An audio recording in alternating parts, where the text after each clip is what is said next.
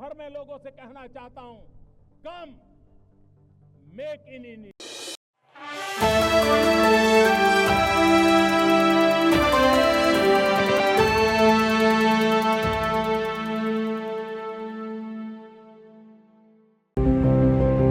सत श्री अकाल जी।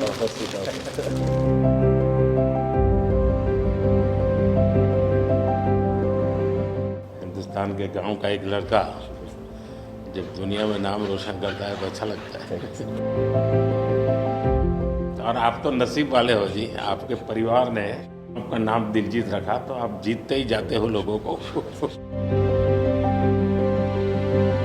हम पढ़ते थे, मतलब ये लिखा हुआ सब जगह और खुद कि मेरा भारत महान, लेकिन मेरा भारत महान मैंने इस टूर में एक्चुअल जाना सर। जब मैं भारत घूमा ना जी पूरा, तो मेरे को पता चला ये क्यों कहते हैं मेरा भारत महान। सचमुच में भारत की विशालता एक अपना शक्ति है जी।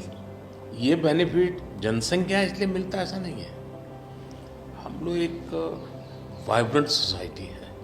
आपकी जर्नी से भी सर हम जब देखते हैं तो मतलब आपने कितना अपनी इकाइयों में हिमाचल चले जाना और सब कुछ छोड़ देना और फिर भगवान का इतना आशीर्वाद हो जाना, ये बहुत बहुत मतलब ये भगवान की मर्जी ही है। तो उसके बिना क्या होता है?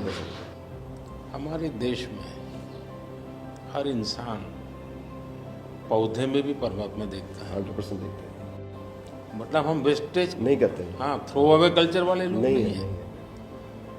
रिसाइकल रीयूज अभी दुनिया में नाम आया है, हमारे तो ब्लड में है। हाँ जी। दुनिया को इसका पता नहीं है जी। कभी आप अपने कार्यक्रमों के द्वारा ये जरूर कर सकते हैं कि भारत के लोग पर्यावरण की रक्षा कैसे करते हैं।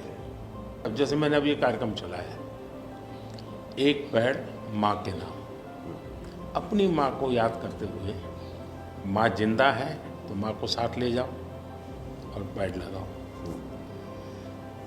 माँ की जीवन स्मृति बन जाएगी वो।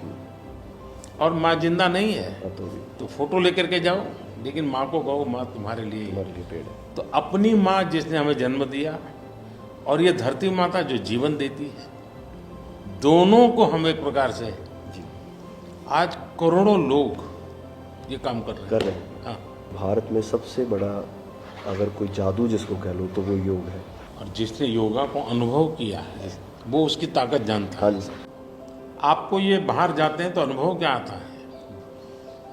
संगीत के इतने बड़े समारोह में जाते हैं तो बाकी लोगों की भाषा, उनकी स्टाइल, नए इमोशंस होते हैं। जी जी सर, मेरे को लगता है सर जैसा उन्होंने बना दिया एक कोचेला को एक फेस्टिवल या और भी फेस्टिवल्स बड़े होते हैं, हम तो बहुत ज़्यादा बड़े कर सकते हैं यहाँ पे सर। और लोग दुनिया भर से ट्रैवल करते हैं ऐसे फेस्टिवल्स के लिए। तो हमारा तो इतना रिच कल्चर है, अगर हम ढाबे में बैठ के भी खाना खा रहे हैं और कोई राजस्थान में गा रहा है तो इतना सुरीला गा रहा है कि बंदा बोलता है कि मैं गाना छोड़ दूं यार, ये इतना अच्छा गाना गा रहा है। और मैं प्रोफेशनली गाता हूँ, ये बंदा प्रोफेशनली गा भी नहीं रहा और मेरे से अच्छा गा रहा है। इतनी ज़्यादा उनके अंदर कला है। वो लोग बना के बैठ गए, और अगर हमारे इधर कोई ऐसा डेवलप होगा तो दुनिया भर से लोग, मेरे मन में एक कल्पना है, आ सकते हैं सर। मैं सोच रहा था कई वर्षों से, लेकिन अब वो मैं इसको कर रहा हूँ। वेव्स, मेरा मत ये है कि इतना बड़ा देश और दुनिया की सबसे ज़्यादा फिल्में यहाँ बनती हैं। हाँ जी सर। दुनिया में सबसे बड़ी क्रिएटिव इंडस्ट्री यहाँ है जी। तो मैं यहाँ वेव्स एक बहुत बड़ा मूवमेंट खड़ा कर रहा हूँ और दुनिया की क्रिएटिव वर्ल्ड को मैं इकट्ठा करने वाला हूँ अप्रैल में जी। अब दुनिया का क्रिएटिव वर्ल्ड का सेंटर हिंदुस्तान। मैं एक बार जर्मनी की चांसलर मर्कल जी, तो हम मिले तो उसने मुझे संगीत का विषय निकाला। तो मैंने उसको कहा मेरे देश में सूर्योदय के पहले संगीत हो ये अलग है और सूर्योदय के बाद अलग उसका टाइम अलग है। हाँ जी। मैंने कहा मेरे अलग अलग प्रहर मेरे यहाँ होता है, हर प्रहर का संगीत होता है। फिर मैंने कहा सैड सिचुएशन है तो एक संगीत है, जॉय है तो एक है। तो फिर उनको बड़ा इंटरेस्ट लिया।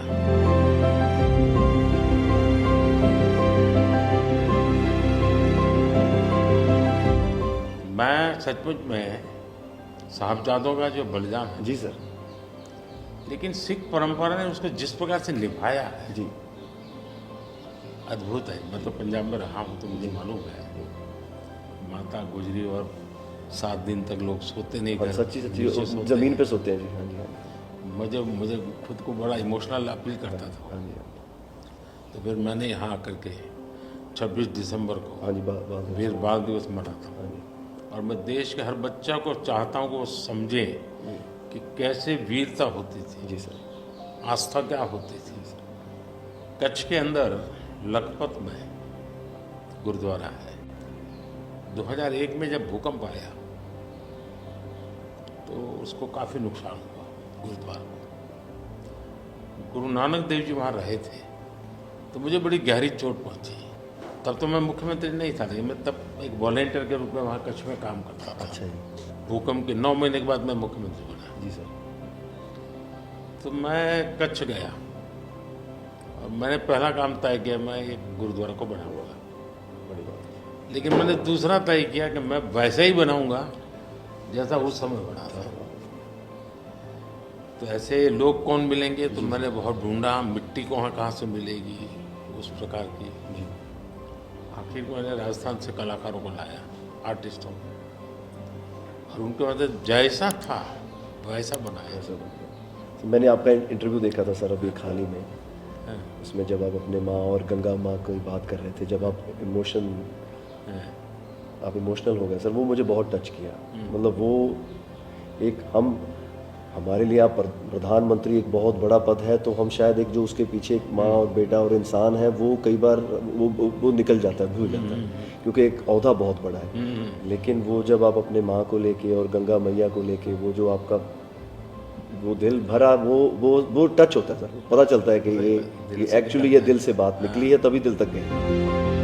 सर ये हमने इंडिया की तरफ से ये पहला सबसे बिगेस्ट टूर हुआ है कि हमने जितने देशों में शोज़ किए, पहली बार स्टेडियम शोज़ किए सर हमने।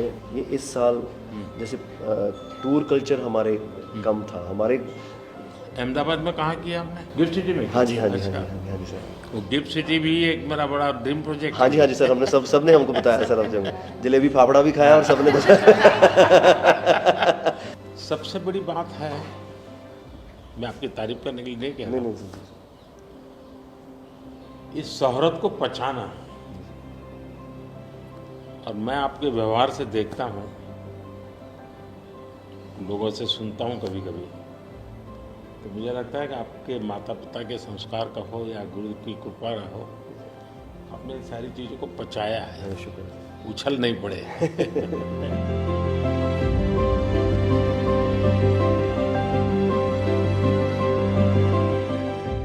ਉਹ ਕਹਿੰਦੇ ਕਿੱਥੇ ਹੈ ਤੇਰਾ ਰੱਬ ਦਿਸਦਾ ਹੀ ਨਹੀਂ।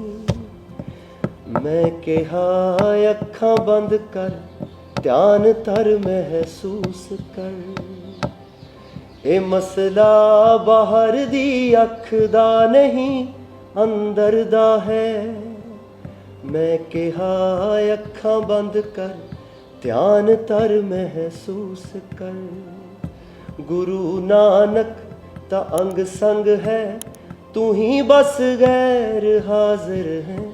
गुरु नानक, गुरु नानक, गुरु नानक।